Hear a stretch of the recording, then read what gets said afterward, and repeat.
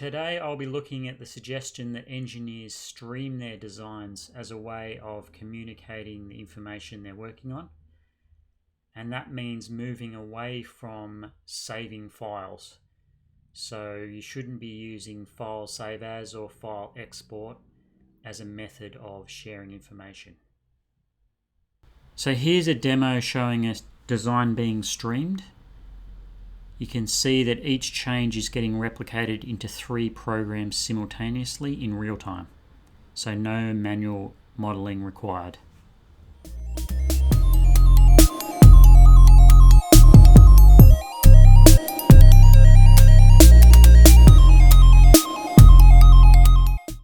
So why would using save as be a bad method of working?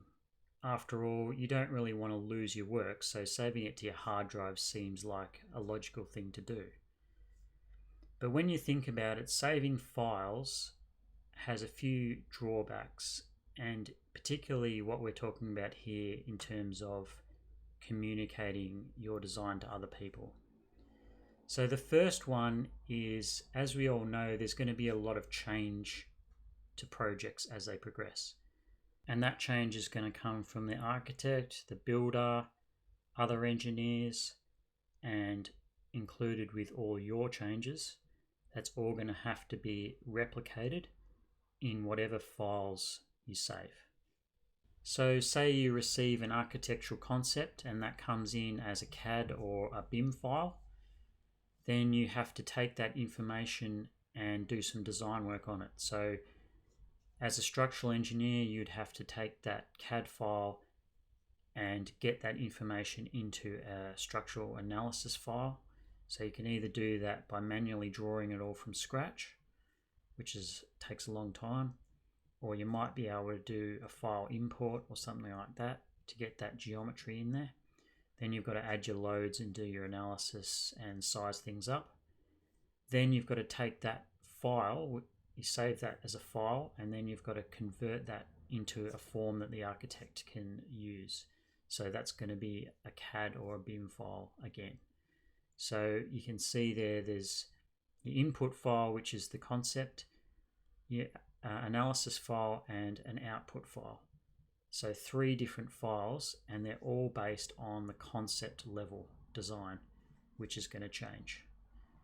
So when the changes get made, the architect has got your information, they've made their updates. Now you've got your analysis file that's still based on the concept. So you've got a lot of work to do to update that analysis file for the new information. Now there is a streaming alternative to that, and that would work by streaming the architectural geometry directly into an analysis program. And from that analysis program, the engineer would then do the design work, size things up, make any changes, and then that information could be streamed directly back to the architect. So in the first example, you've used 3 separate files, which are all based on a concept, and they're going to be out of date. So they're going to have to be manually updated later on. In the streaming example, you've got no files, so nothing's out of date. As the stream updates, the designer updates their design, and the architect receives the updates. So it's also important to think about the technical drawbacks of file types. They're usually designed with a specific purpose or specific program in mind. So they're not a Swiss Army knife. So for example, CAD files are usually good at storing points and lines. BIM files store objects with properties, and analysis files have other engineering information like loads and things like that in it. So there are 3 different file types, and while there is some information that's common to all, none of the 3 can hold all the information that's required. There are file types that are designed to be universal and try and hold all of this information. And probably the most widely used of these is IFC. However, this also has quite a lot of drawbacks in practice. So firstly, if I use Revit as an example, if you import an IFC into Revit, it's a static object. So the geometry may be there, but they're not smart objects. So you can't use those objects in Revit as Revit intends to use them. So, for example, a beam doesn't have its size information that's going to show up in the schedule. You can't click on it as an independent element and change it. You can't put connection details on it. You can't get the type of material it's made out of. You can't put penetrations in it and things like that. Another thing that often happens with IFC is that because it's quite complex and can hold information in different types of ways, different programs support it in different ways as well. So that's why you'll often see information dropped from files, or it might be warped between program to program. So you're never quite sure what the file's going to look like on the other person's screen. So given that there's quite a few drawbacks for using file types to transfer information around, is streaming a better alternative, and why hasn't it been done much in the past before? So the reason that streaming is now a possibility, whereas it wasn't before, is that nowadays a lot of the major programs have an API available. What an API allows is for some software or a script to create objects inside a program directly without any manual input from the user. So instead of someone sitting in front of a computer with a mouse and a keyboard, the objects can be created by a script or some software. And this also allows you to create the same design in multiple programs all at once from one source. So here are some of the obvious advantages and disadvantages of streaming, but if you have some others, let us know in the comments. So the first one is there's only one version of the design, as I said before. So there's no manual updating of several different types of files throughout the process of managing change. The second one is that input can be controlled from a single source. So that means that you can roll your design out to several programs all at once, but you can also roll the design out to several people all at once, so several consultants all at once. The third one is that this method creates smart items, like I was explaining before with Revit, for example, which the file type doesn't achieve.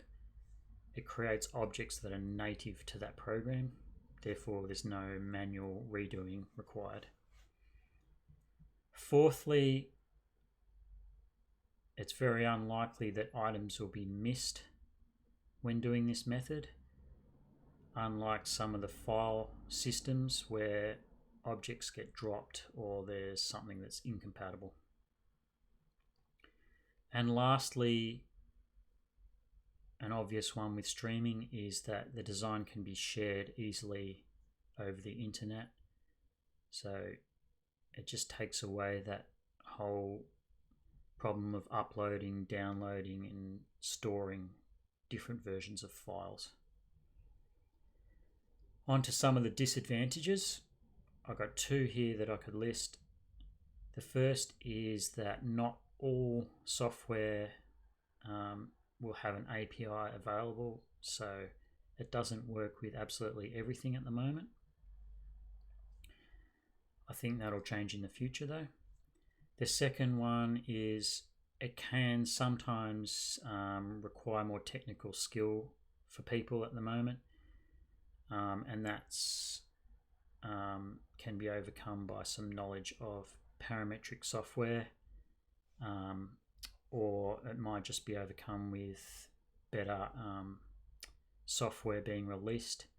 So another third-party application that does something similar to this is Speckle, and there's others as well. So as they improve, it's going to get easier for the ordinary engineer or architect or builder to be able to use this technique. So the last point I'll make on this video is that it's actually quite possible to start streaming designs on your computer locally, at least, if not on the internet already. And one of the major ways you can do that, we've realized recently, is just simply through using Grasshopper. Because if you think about it, a lot of the major programs like Revit or Tekla and quite a few others have Grasshopper plugins now. Several CAD programs have it. So that means that you can already use data from inside Grasshopper and stream it out into multiple programs at once. You can also stream onto the internet already with a few different products, one of them being Speckle, as I said before. There's a few others that do a similar thing. So it might seem funny or very futuristic to stop using files, but when you stop to think about it, it's actually not only possible, but it's not overly difficult with current software already. And I think that's only going to increase in the future. So it might be something you want to try out to modernize your workflow, or think about how your workflow could be designed to take advantage of this method of working in the future. Thanks for watching this structured parametrics video. Leave a like or subscribe if you found this useful, and we'll see you in the next one.